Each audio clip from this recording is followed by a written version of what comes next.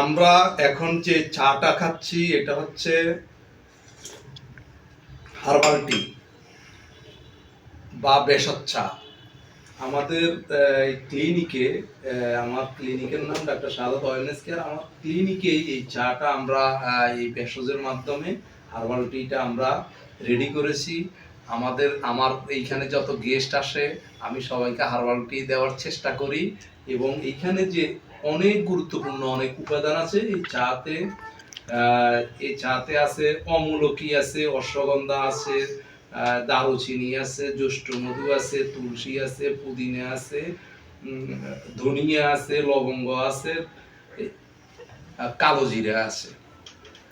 এতগুলা উপাদান দিয়ে যে চাটা তৈরি হয়েছে, চায়ের কালার অনেক ভালো, এবং এটায় অ্যান্টি ইনফ্লেমেটরি, অ্যান্টি ব্যাকটেরিয়াল এবং শরীরকে সতেজ করার জন্য অনেক বেশি কার্যকারী।